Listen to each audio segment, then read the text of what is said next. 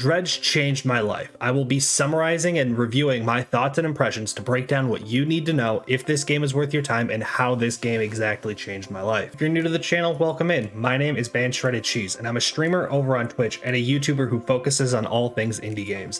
From tips and tricks to tutorials and even reviews of new releases. I've gone ahead and played Dredge, and now I'm ready to share my thoughts on this game and will give a concise review at the end of the video, so let's jump right in. Black Salt Games, a small indie studio based in New Zealand, released their game Dredge on March 30th, 2023 to Steam, Xbox, PlayStation, and Switch. This game initially caught my eye with its simplistic gameplay mechanics. This game is set in an island archipelago made up of 5 regions with small villages and other various locations scattered across the map. You start at the center of the map in Greater Marrow, and as the game progresses through the storyline, you go to increasingly more remote regions, ending in ancient volcanic ruins. The game features an open world, so you can go exploring any area you like at any time. Just maybe make sure you have a boat that's capable of handling the conditions and challenges of that area. When first starting, the game gives clear objectives for the first few days so that the player will not feel lost at sea. You're directed to go exploring fishing for different types of fish, dropping crab pots, and even traveling to new towns. Once you start venturing out to the 4 other regions of the map, the tips are no longer force-fed to you, and instead you have the option to charge in blindly if you do not want to speak with the locals to get some information about the area first. I personally loved this blindly exploring element of the game, and I would just run around trying to see everything and would go hunting for new treasures and locations without major direction. Getting to learn how to avoid the various Lovecraftian monsters through trial and error was one of my personal favorite parts of this game. When I would find myself lost or confused, I would always go and talk to a local, look in the encyclopedia, or even explore the obelisks and other environmental clues at docking points. The Lovecraftian monsters present throughout the world and the element of panic initially caused me to be hesitant to play this game, as I am not a fan of horror games and jump scares. I was pleasantly surprised to hear Dredge was not that kind of game and instead built a world around eerie suspense that leaves the players feeling jittery and jumpy without having to use cheap jump scares and loud screams. I did get jump scared 2 or 3 times while playing Dredge. Did you guys just see that?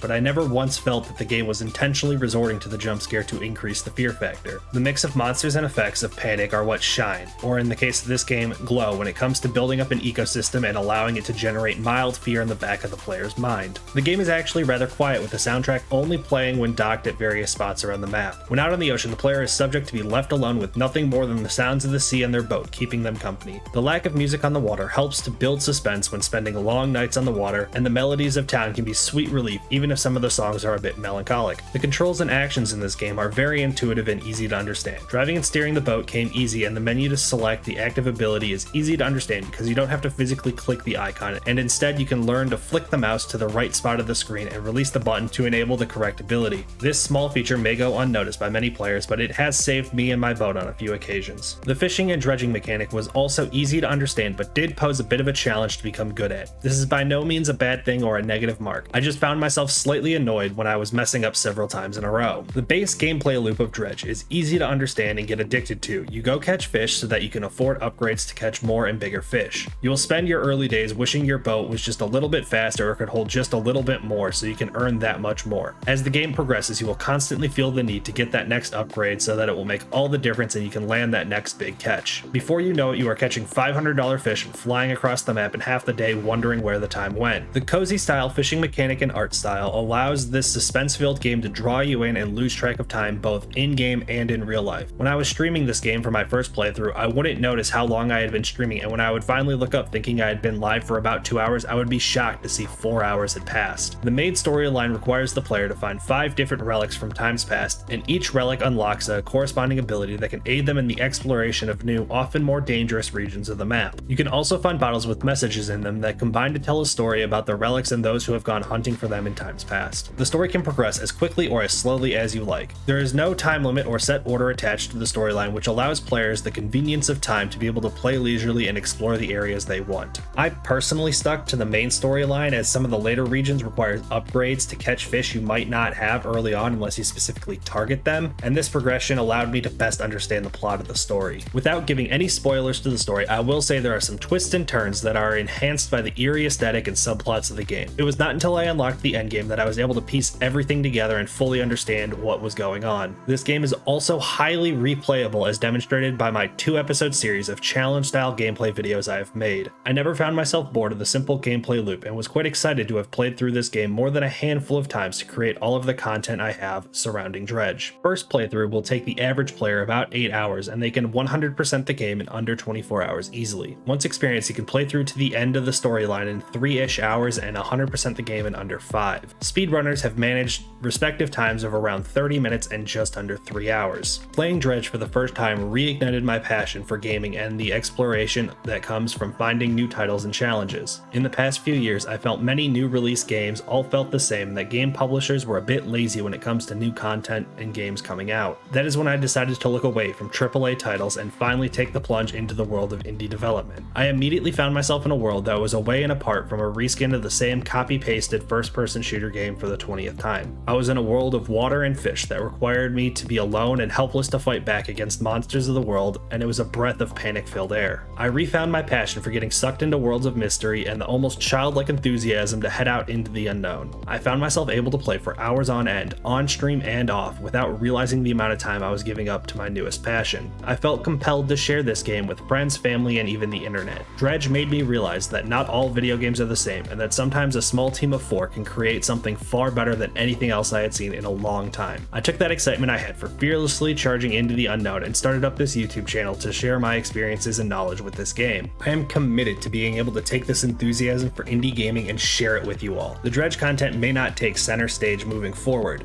but I will keep my community up to date on the updates that are planned to release throughout the rest of the year and into the future, so make sure you're subscribed to know all the latest news. I will continue to seek out and find games that keep my passion for gaming alive, and I will share them through reviews, tips and tricks, and gameplay style videos. If you stuck around to this point in the video, I want you to comment below on what you think a good name for our new community would be. I'll be picking out a few, and in the next few months, I will have a community poll to officially name this community of ours. I will see you all next week.